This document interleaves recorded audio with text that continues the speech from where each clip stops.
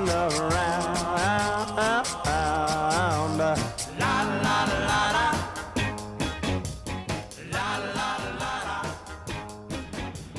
Hello everyone, it's Dev again. I thought I would talk to you today about poison ivy rash because unfortunately my son has poison ivy and I have to take care of it. But thankfully I have a lot of things at my disposal, and so I thought I'd go over a few things with you. The first thing you want to do is get the oils off. As soon as you know or think that you have been exposed to poison ivy, you want to make sure that you get the oils off, and so you want to wash it really good. Hopefully you just be able to take a shower.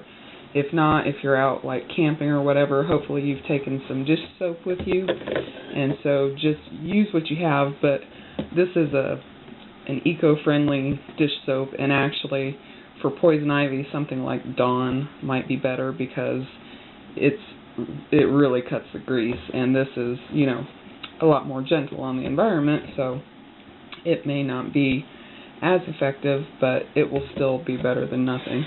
And you can buy something like this. It's called Technu, and it's specifically for poison oak and poison ivy, and you would use it just like a liquid soap. And like I said, you want to wash as soon as you think that you have been exposed to poison ivy. If you don't realize that you have, and you know, a day later you start itching and you have a rash, it's almost too late then because you've already got it and you're going to have it for a while probably. But still, go ahead and wash the affected areas, take a nice shower, and the temperature of the water is going to depend on how you are reacting to the poison ivy, because some people prefer warm or even hot water, and some people swear that that is the worst thing you could do and that cool water helps them. So it really depends on the person as to how they are going to react and what kind of remedies are going to work and what type of water, you know, what temperature of water and everything, because like I said, it might be cool or lukewarm for you, or it might be, you know, close to hot, might be better for you. Some people say that hot water spreads it, and I don't know if that's true or not, but if hot water makes it worse, then obviously you don't want to use hot water. So that's the first thing you do, is clean it. And then the next thing you want to do is you want to take baths quite frequently, and you know, at least once a day or every other day if you can. And they're going to be special baths, and you know, a lot of these videos or whatever will tell you one thing to use, and I'm not going to do that. I'm going to tell you several things to use, and I want you to use them in combination, because I think that more than one thing is better than one thing, definitely. And so the first thing is sea salt or Himalayan pink salt. I have a big bag of Himalayan pink salt, and I think it's a really nice salt, but you could use regular sea salt if you wanted. If you're in a pinch and all you have is regular table salt, I'm sure that would probably work as well. It's just that the Himalayan salt and the sea salt are better for you, obviously. And so, like the bath I did for my son this morning, I used a half a cup of the Himalayan salt, and then another one you can use is baking soda, and I of course would recommend aluminum-free baking soda, and I buy it in bulk, and so that's why I just have this baggie of it, because I divvy up some of it so that I don't have to get into the 25-pound bag each time. So this is my aluminum-free baking soda from Bob's Red Mill, and I use about a half a cup of that. And like I said, you can use just one thing in the bath, but if you have more than one of these things, feel free to use a combination of them, because it's only going to help if you can get more than one thing in there. So baking soda, salt, and then the other thing is clay. And this can be bentonite clay, which that's what this Terra bath is, or Terra bathe. This is a bentonite clay. It's a very high quality clay, and it's brown. And this is specifically for bathing. But you can get different grades of clay. There's edible clays and clay for masks and stuff like that. But this is the internal clay here in this container. But it basically looks the same as what's in this box. And so it's just a really fine powdered clay. Hopefully you can see that. And I'm sorry for the sound quality. I'm sure it sucks again.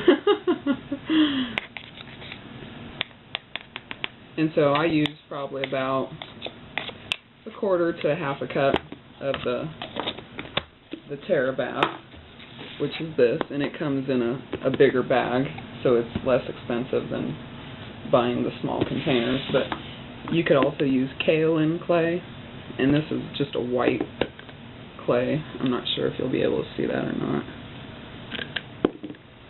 So it's a clay as well, but it's very fine milled and it's white.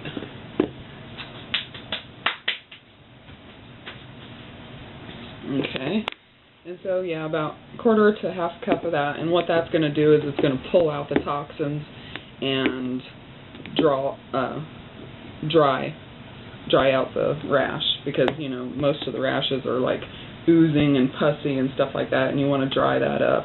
And so the clay plus the salt and the baking soda will all help to draw out the toxins plus dry up the rash. And then the other thing I put in there is oatmeal. And it can be quick oats, it can be whatever kind of oats. This one's not open yet. I actually used the other canister. But what you want to do is take like this tea bag. It's actually quite a bit bigger than a tea bag. A regular tea bag's probably about that size, so it's twice as big. And you can fill it about half to 3/4 of the way with the oatmeal. And then as you're drawing the bath, you know, you fill it with your oatmeal and then cinch it up. And I tie a knot right there.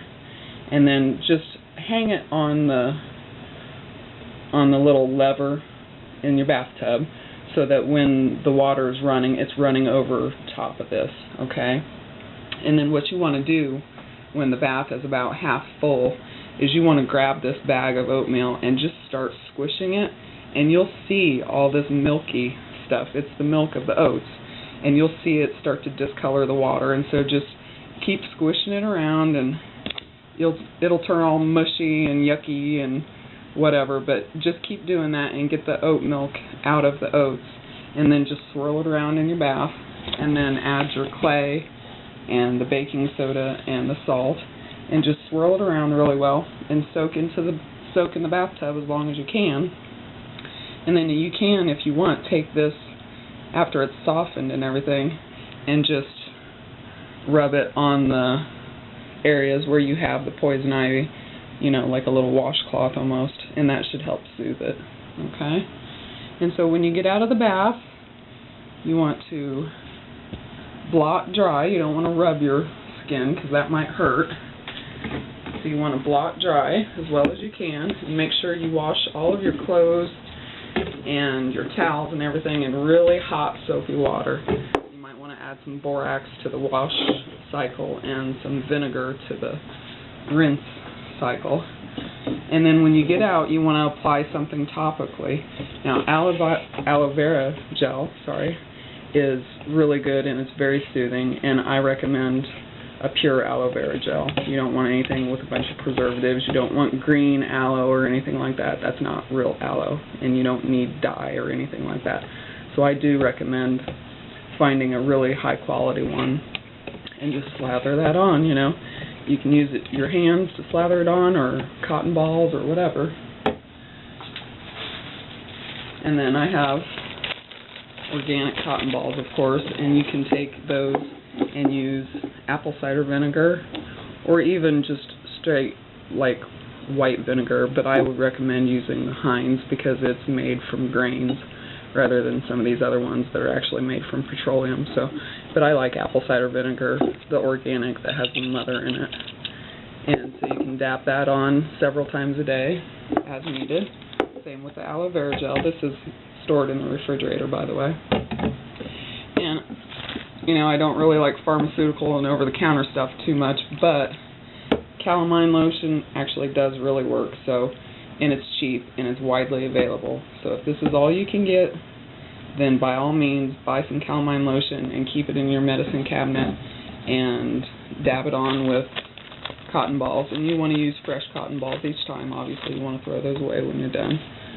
Okay, so you may be a little bit pink, but it really does work. And they also have like a calamine gel, which is clear. So it would be more like the aloe. So it'll dry clear and you won't have a bunch of pink spots all over you. But this stuff works, and just apply it as often as you need, and take the baths as often as you can, like once a day if you can, more often if you need to. And then you can also take some homeopathic remedies like the rus tox. It's specifically for poison ivy, and it actually works for a lot of people, so you can try that if you'd like. Okay, thanks for watching. Talk to you later.